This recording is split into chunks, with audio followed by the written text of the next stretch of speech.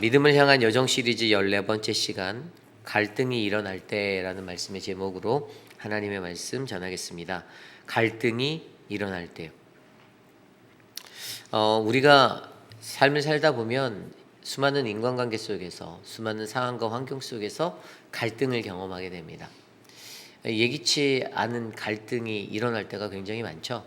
내가 의도하지 않았는데 나와 함께 하고 있는 이런 관계, 인간관계 속에서의 어떤 문제들의 갈등이 공동체 생활을 할 때 이렇게 심화될 때가 많이 있어요. 그때는 참으로 마음이 불편하고 어렵죠. 갈등이 일어나는 그 현상 속에서 내가 이것을 어떻게 받아들여야 하는지, 또는 이것을 어떻게 해결해야 하는지 또 주저하게 되고 망설일 때도 많이 있습니다. 그러나 오늘 우리는요, 창세기 37장의 말씀으로 이 요셉에게 일어난 이 갈등의 이야기를 들여다보며 도대체 이러한 갈등의 문제가 무엇이고, 갈등이 왜 일어나고, 무엇이 원인이고, 또 이 갈등의 때 우리는 무엇을 어떻게 인지하고 받아들이며 살아가야 하는지, 그래서 어떻게 이 갈등을 지혜롭게 잘 극복할 수 있을지에 관한 그 믿음의 고찰을 말씀으로 함께 들여다보기 원합니다. 오늘 이 시간 저와 여러분들에게 주시는 귀한 말씀 속에서 우리의 삶에 잠재되어져 있는 그런 갈등의 자리가 하나님이 주시는 말씀의 지혜로 회복되어지고 극복되어질 수 있는 그 은혜를 저와 여러분이 경험하시기를 간절히 축원합니다. 오늘 말씀의 첫 번째, 갈등이 일어날 때 우리에게 주시는 첫 번째 말씀은요, 갈등이 일어날 때 우리는 어떻게 해야 하는가? 우리는 가장 먼저 갈등을 만드는 우리의 미성숙함과 어긋난 사랑을 바라보아야 한다입니다. 우리는 우리의 갈등을 만드는 우리의 미성숙함과 어긋난 사랑을 바라보셔야만 합니다. 오늘 말씀 1절 말씀부터 4절까지 말씀엔 이렇게 나와 있습니다. 야곱이 가나안 땅 곧 그의 아버지가 거류하던 땅에 거주하였으니 야곱의 족보는 이러하니라. 요셉이 17세의 소년으로서 그의 형들과 함께 양을 칠 때에 그의 아버지의 아내들 비라와 실바의 아들들과 더불어 있었더니 그가 그들의 잘못을 아버지에게 말하더라. 지금 읽었던 1절과 2절 말씀을 들여다보면 이 갈등은 혼자 있을 때는 절대 일어나지 않습니다.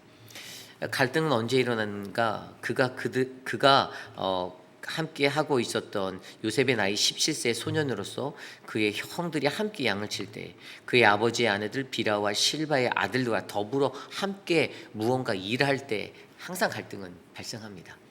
함께 일하는 자리에서, 함께 무언가를 하는 자리에서 사람들에게는요, 이 갈등이라는 것들이 이제 시작되기 시작해요. 그런데 오늘 우리가 읽었던 이 말씀 속에서 요셉이 가지고 있었던 좀 어떤 어그러진 모습을 하나 보게 됩니다. 요셉 같지 않은데라고 느껴질 수 있는 대목이에요. 요셉은 우리가 알고 있기에 매우 성숙한, 그래서 하나님의 구원의 도구로 이 온 가족을 구원하기 위한 하나님의 예비하심이다라고 자부했던 인생이었는데, 이 뒤에 이야기는 그렇지만 그 요셉이 17살 되었을 때, 그때 그의 삶의 모습은 그를 뭐라고 설명합니까? 아까 읽었던 2절 말씀에 그가 그들의 잘못을 아버지에게 말하였다. 그가 형들의 잘못을 아버지에게 일러 바쳤대요. 말하였대요. 가서 전달했대요. 일상적으로 요셉에 관해 생각하기 굉장히 어려운 대목의 포인트의 그러한 모습이에요. 그런데 여기서 한 가지 키워드를 얻을 수 있는 게 요셉이 17세라고 말하고 있습니다. 우리가 살고 있는 현대에서는 17세는 아직 미성년자죠. 그들에게는 법적으로 보호받아야 할 그러한 제도가 있고요. 그들 스스로가 홀로 무언가를 할 수 있다라고 하기에는 여전히 부족하다라고 느끼는, 그래서 여전히 세상의 보호, 어떤 법의 보호, 부모의 보호, 보호자들의 보호가 필요하다라고 여겨지는 시간입니다. 그런데 고대 근동의 시간에서는요, 실제적으로 성인으로 들어갔던 나이입니다. 우리와 다르다라는 거예요. 더 이상 아이가 아니다라는 것을 이야기해주고 있는 거죠. 그땐 결혼도 가능했습니다. 그리고 그때는 전쟁에도 출전했어야 했어요. 책임 있는 삶이 그의 삶에 있었습니다. 비록 말씀에는 소년이라고 불려지고 있지만 그는요, 오늘 엄연히 따지면 그의 아버지 야곱을 돕던 어떤 노동자로서의 삶을 살아야 했던 그런 책임성이 있었던 그런 삶이에요. 당연히 그 시대적으로는 경제적인 참여에도 동참했다라는 이야기입니다. 즉 가족의 구성원으로서 사회의 구성원으로서 자기의 책임을 했어야 하는데, 그런데 그때 여전히 그의 모습은요 무언가 부족한 삶의 모습을 지니고 있었다라는 거예요. 그것이 아까 읽었던 그가 그들의 잘못을 아버지에게 말했다. 그럼 우리는 여기서 이것들을 생각해 보아야겠어요. 그가 그들의 잘못을 아버지에게 말했다. 이게 현대인의 성경에는 형들의 악평을 전했다라고 나오고 있어요. 형들에 관해서 악평을 말한 거예요. 여기에서 말하고 있는 그들의 잘못을이라는 이 잘못에 관한 것들을요, 히브리어 원어 성경으로 이 부분을 살펴보면요, 이것은 히브리어로 이 단어는 어떠한 단어냐면요, 이것은 악평이라는 단어를 가지고 있습니다. 악평. 이게 뭐냐면은 좋은 평가, 좋지 못한 소문을 말하는 거예요. 그러니까 오늘 그가 아버지에게 찾아가서 말했던 히브리어 디바탐 라마라고 하는 이 디바탐이 바로 소문, 평판 의 단어고요. 이 라라는 단어가 악한, 나쁜이라는 건데, 그 디바탐이라는 것을 했던 그 말은요, 좋은 말을 한 것이 아니라 형들의 잘못된 것들, 다른 사람들이 뭔가 악한 평가를 했던 소문들을 아버지에게 전달했다라는 거예요. 물론 이것을 생각할 때 왜 그가 그랬을까? 왜 그가 형들의 악평을 전했을까? 뭐 의도적일 수도 있었을 수도 있겠다라는 생각도 하고, 두 번째는 이 아버지가 어떤 그 총애하였던, 가장 많이 사랑했던 아들이었기 때문에 또 다른 특별한 임무를 주지 않았을까? 너 형들이 동태를 살피고 형들이 어떻게 하는지 그 상황을 보고 잘못된 게 있으면 나에게 말해줘라고 아버지가 이 야곱이 부탁했을 수도 있겠다라는 상상도 할 수 있는 거예요. 아니 뭐 그것이 전자이든 후자이든 의도적으로 형들을 음해하려고 그런 말을 했던지, 아니면 아버지가 주셨던 어떤 맡겨진 책임이 있어서 그랬는지. 맡겨진 책임이 있다는 부분은 3절과 4절의 부분이 뒷받침하고 있긴 해요. 요셉은 노년에 얻은 아들이므로 이스라엘이 여러 아들들보다 그를 더 사랑하였다. 그를 위하여 채색옷을 지었다. 채색옷이라고 지어진 히브리어 케토넷이라는 단어, 케토넷 파심. 근데 이것은 겉옷, 여러 가지 색깔이 있는 겉옷인데, 여러분 고대 근동에서는 이것은 어떤 특별한 지위와 어떠한 그 사람의 위치에 관한 상징이었어요. 그러니까 긴 옷을 입은 사람들, 짧은 옷을 입은 사람은 노동자나 이런 사람들이었지만, 히브리인들에게, 고대 사람들에게 긴 옷을 입고 있다는 것은 지위적으로 어느 정도 위치가 있고, 그리고 그 사람의 어떤 권위와 특별한 권세가 있는 것들을 나타내주는 그러한 선언인데, 결국에 오늘 이곳에서 일어났던 이 상황에 보면 그가 아버지와의 특별한 관계 속에서 아버지의 어떤 특별한 맡겨진 임무를 받아 형들의 동태를 잘 살펴보고 나에게 말해줘 라는 그런 오더를 받았을 확률도 굉장히 높았다라는 거죠. 뭐 어쨌든 중요한 것은 그가 의도적이든 맡겨진 역할 가운데 그렇게 했든 오늘 그는 형들의 악평을 아버지 야곱에게 전하고 있었다라는 것입니다. 여러분, 이 부분이 요셉이 가지고 있는 미성숙함, 아직 완전하지 못한, 여전히 불완전한 그런 성숙의 단계로 나아가고 있는 그 요셉의 모습을 보여주고 있어요. 거기다가 한 가지 더, 아까 좀 전에 읽었던 3절과 4절에 읽었던 아버지의 모습, 어그러진 아버지의 사랑으로 말미암아 어떠한 현상이 일어나게 되었죠? 바로 이것이 근원이 되는 거예요. 형들과 요셉의 관계를 망가뜨리는, 그래서 그들 안에 갈등이 일어나게 하는 그러한 불씨가 되었다는 것입니다. 아버지의 특별한 사랑, 케토네 파심이라는 그 채색옷을 입혀줄 때에 이 아버지가 입혀준 채색옷은 주변 사람들에게, 형들에게, 모든 이들에게 이 아이는 나에게 특별한 아이다라는 그런 선포가 된 거나 마찬가지예요. 이 아이는 나에게 너무나도 특별한 아이라는 공개적인 선언이 되면서 어떻게 됩니까? 형들이 가지고 있는 질투가 시작되고 그 미움이 더욱더 거칠어지고 증폭되어지게 되는 그러한 인생이 되었다라는 겁니다. 그런데 여러분 들여다보십시오. 오늘 아버지가 가지고 있었던 편애, 요셉이 가지고 있었던 미성숙함, 이것들이 갈등의 시작, 갈등을 일으키는 그런 원인들이 되고 있어요. 형들의 질투가 일어납니다. 형들의 질투는요, 시간이 지나면 지날수록 더해요. 이 뒤에 말씀을 들여다보면요, 요셉이 꿈을 꾸는 이야기로 가면 그것들로 더욱 미워하였다고 8절에 나와요. 더욱 미워하게 만들었어요.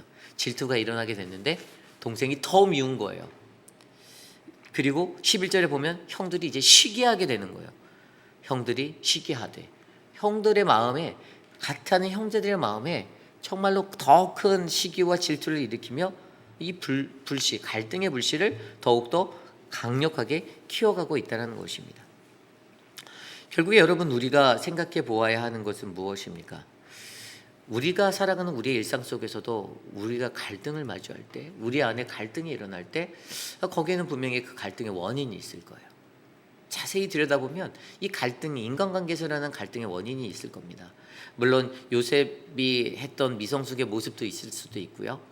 또 야곱이 보였던 그러한 편애된, 어떤 한쪽으로 치우친 어긋난 사랑, 편애의 모습이 있을 수도 있습니다. 그 외에 수많은 또 다른 요소들이 있을 수 있어요. 우리가 이 미성숙함의 모습들이 여러 모습으로 드러나기 때문에 결국 우리가 갖고 있는 미성숙함의 행동들과 말과 우리의 모습들 때문에 사람들 안에 갈등이 일어나는 불씨가 돼서 사람들의 관계가 어그러지고 힘들어하는 그런 현상들이 일어나기도 합니다. 이것은 인간적인 방향에 보았을 때 인간의 갈등이에요. 인간의 갈등은 서로를 부대끼게 하고 어렵게 하죠. 그러나 한 가지 이것을 영적으로 조금 더 깊이 있게 들여다보면 여러분, 하나님의 약속은요, 이 갈등과 함께 진행되고 있다는 사실을 반증해주고 있다는 겁니다. 하나님의 사명 약속을 받은 사람들의 삶은 늘 평탄하지 않았습니다. 오늘 이러한 갈등의 자리에선 요셉 또한 마찬가지예요. 인간적으로는 불씨와 같은 관계의 어그러짐에 그러한 갈등이 일어나는 것 같지만 하나님의 약속은 그 속에서도 그를 인도하시고 보호하고 있다는 거예요.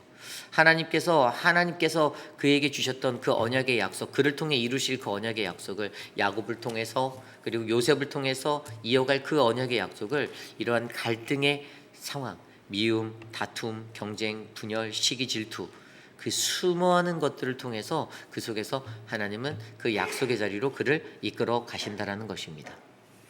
결국에 여러분, 저와 여러분들이 이해하는 우리의 일상의 갈등은 무엇입니까? 인간적인 갈등의 것들에 치우치지 마십시오.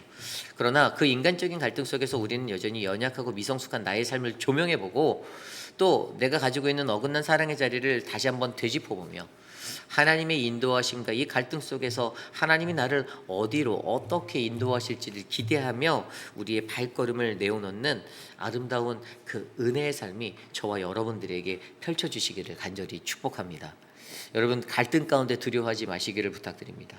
갈등이 일어날 때 이 갈등을 통하여, 이 갈등이 왜 일어났는가의 이 고찰을 통하여 우리의 미성숙함이 더욱더 성숙해지고 우리가 가지고 있던 편애가 다시 완전하고 보편적인 사랑으로 더 넓어지며 하나님이 계획하시는 그 하나님의 은혜가 우리 속에서 실천될 수 있도록 나와 모든 것들을 주님께 온전히 드리는 아름다운 백성이 저와 여러분 우리 모두가 되시기를 간절히 축복합니다. 이것이 바로 오늘 말씀의 첫 번째, 갈등이 일어날 때 우리는 갈등을 만드는 우리의 미성숙함과 어긋난 사랑을 바르게 이해해야 한다입니다. 오늘 마지막으로 갈등이 일어날 때 두 번째 말씀, 우리에게 주시는 말씀은요, 갈등이 일어날 때 우리는 갈등 속 꿈으로 역사하시는 하나님의 계시를 이해해야 한다입니다. 우리는 갈등 속 꿈으로 역사하시는 하나님의 계시를 이해해야 합니다. 오늘 말씀 5절부터 그 이후의 말씀에 보면요, 요셉의 꿈의 이야기가 나옵니다. 우리가 너무나도 잘 알고 있는 두 가지 꿈을 그가 이야기합니다. 형들과의 갈등이 있음에도 불구하고 갈등이 있는데 그 갈등에 휘발유를 붓듯이 더 그 불을 지피는 갈등의 어떤 요소의 제공을 그가 하는데 그게 바로 요셉이 하였던 꿈의 해석입니다. 요셉이 했던 꿈은 무엇입니까? 그는 두 가지 꿈을 꿨어요. 우리가 7절 말씀에서 보았듯이 우리가 밭에서 곡식단을 묶었더니 내 단은 일어나고 당신들의 단은 내 단을 둘러서서 절하더라. 형들의 입장에서 이 얘기를 들으면 정말 어이가 없었을 것입니다. 아니, 너는 나에게 한참 어린 동생인데 내 단이 너에게 절한다고?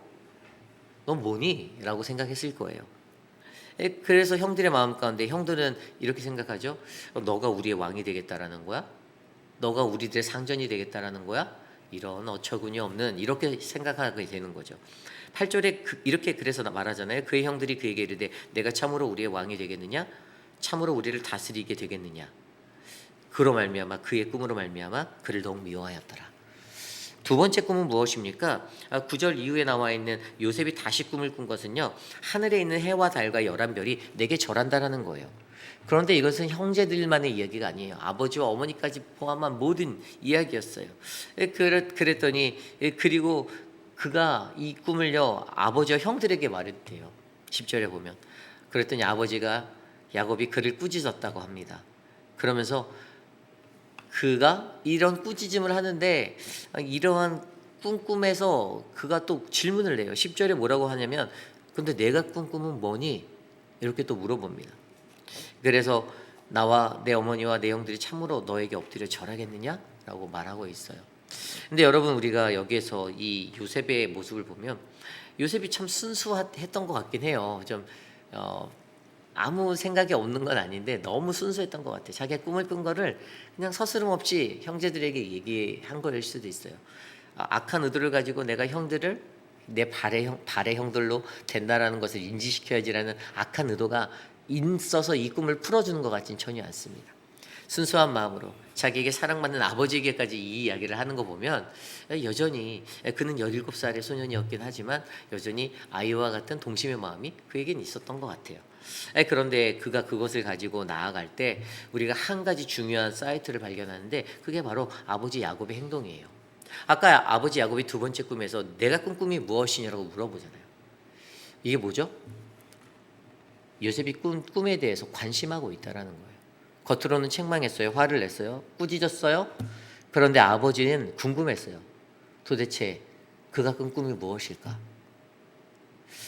그러면서 그것을 뒷받침하는 게 11절에 그의 형들은 시기하되 그의 아버지는 그 말을 간직해 두었다라고 성경은 풀이하고 있습니다. 그의 아버지는 이 말을 간직했어요. 영어 성경 ESV 성경에 보니까 But his father kept the saying in mind. 그의 마음에 새겼다라는 거예요. 그 꿈의 이야기를. 여러분 왜 그랬을까라는 의문이 이 점에서 들어야 돼요. 왜 야곱이 꾸짖었지만 왜 이 점에서 그는 그 아버지 야곱은 그 요셉의 꿈에 대한 이야기를 마음에 간직해 두었을까? 그 결론은 간단합니다. 우리가 이미 창세기에서 묵상하였듯이 이 앞선 이야기에서 여러분 야곱은요 하나님의 꿈에 대한 경험이 너무나도 많은 사람이었어요. 기억나십니까? 이 꿈을 통해서 하나님이 사람을 움직인다라는 마인드가 그의 삶에 체험되어져 있던 사람이에요. 그는요 자신이 가는 그 곳곳의 그 상황 속에서 그때마다 하나님에 대한 이 계시를 받았어요. 그죠? 여러분 계시란 무엇입니까? 이 계시란 무엇인가 하면 우리가 이런 생각을 할 수 있어요. 계시는 다양한 방법으로 우리에게 찾아옵니다. 오늘 이 자리에서 저를 통해서 말씀을 통해 여러분에게 계시할 수도 있어요. 또 다른 것은 무엇이죠? 말씀으로 오는 것 외에도 꿈과 환상으로, 꿈을 통해서, 환상을 통해서 하나님이 그렇게 드러나셨어요. 이건 성경에 나와 있는 근거입니다. 야곱, 요셉, 다니엘 그렇게 하나님의 꿈을 통해서 환상을 본 사도 바울도 마찬가지고요. 그리고 또 어떠한 것이 있습니까? 어떤 사건을 통해서 하나님이 우리에게 말씀해 주시기도 해요. 현상과 상황을 통해서도. 하나님의 계시의 방법은 다양하게 나오고 있습니다. 이 계시라는 히브리 단어는 갈라라는 단어인데 이건 드러나다, 벗기다, 가려져 있던 어떤 하나님의 은밀히 있었던 하나님의 비밀스러운 뜻을 드러내 나타내서 알려주시는 것이 바로 계시라고 말합니다. 이 단어가 헬라어로 트랜스퍼되면 70인역을 통해서 그러면 이것은 아포칼립시스라는 단어로 드러나죠. 아포칼립시스 또한 드러나다, 나타나다 이런데 덮개를 벗기다라는 의미가 있습니다. 덮개를 벗겨내는 거예요. 은밀하게 가려졌던 그냥 눈앞에 드러나서 보여지는 것이 아니라 숨겨져 있던 비밀한 것들이 드러나 나타나는 것입니다.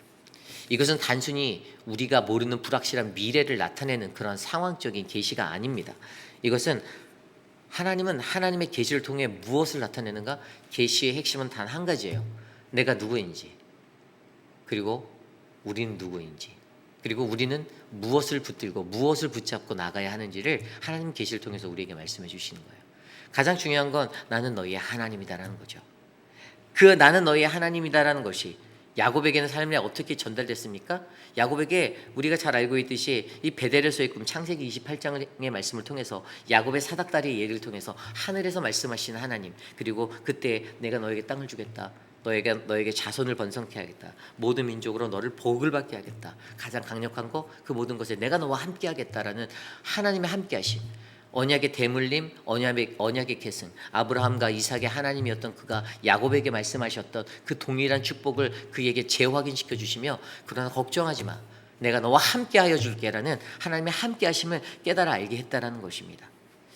여러분, 결국에 이 계시라는 것을 통해 우리는 하나님이 누구인지, 누구죠? 나와 함께 하신 하나님.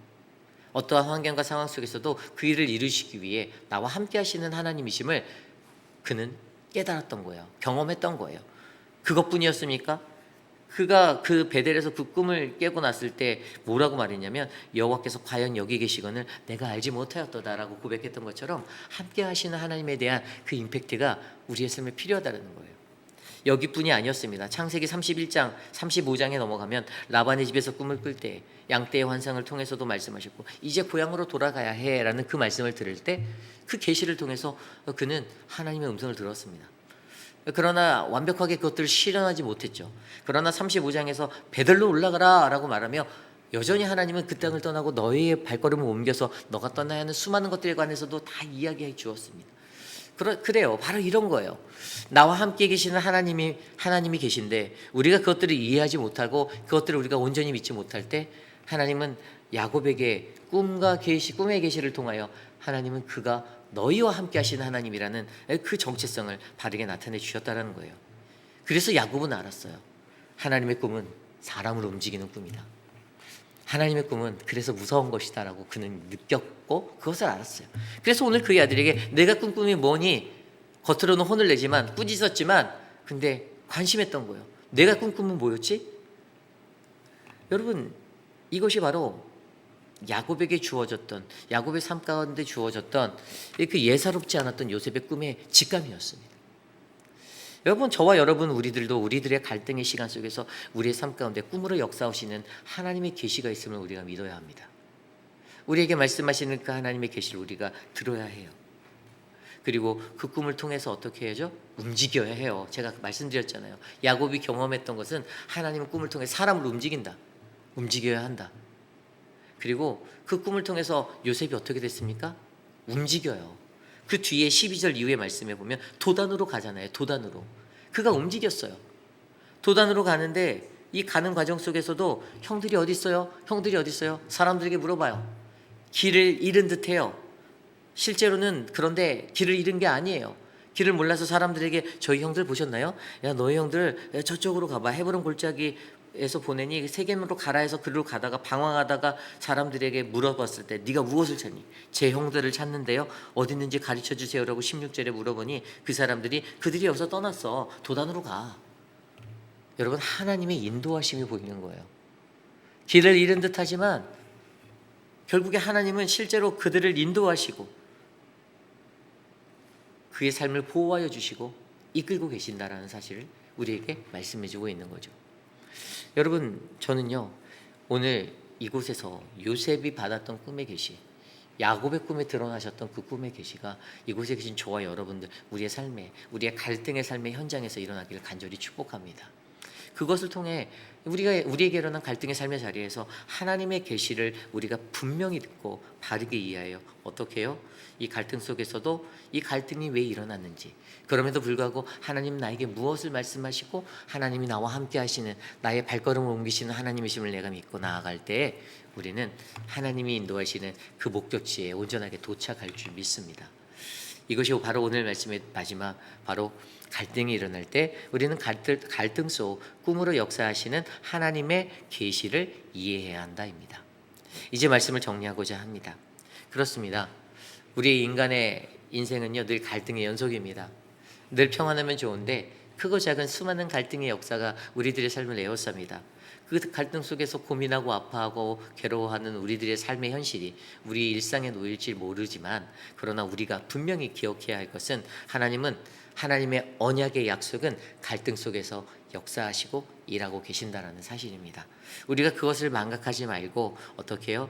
우리가 가지고 있는 우리는 우리 갈등을 만드는 우리의 그 미성숙한 삶의 자리와 어긋난 편애의 사랑의 자리가 있음을 잘 바라보시고 고치시고 회복하셔서 이것을 바르게 이해하시고, 또 우리의 갈등 속에서 꿈으로 계시하시는 하나님의 인도하심을 정확하게 이해하여 이 어려운 갈등의 상황을 잘 해결해 내실 수 있는 복되고 축복받은 인생 우리 모든 회입비라는 장로교회 성도님들 되시기를 간절히 축복합니다. 오늘 주신 말씀을 놓고 함께 기도하기 원합니다. 하나님, 오늘 말씀을 통하여 우리에게 주님 말씀하십니다. 하나님, 갈등이 일어날 때 우리가 어떻게 우리의 중심을 붙잡아야 하는가. 하나님, 우리에게 나의 미성숙함과 어긋난 사랑의 자리를 들여다보게 하시고 그것들을 고치게 하시고 회복하게 하시며 갈등 속에서 역사하시는 꿈으로 하나님의 임재, 하나님의 계시를 나타내시는 그 은혜를 내게 베풀어 주시옵소서. 함께 이 시간 기도드립니다.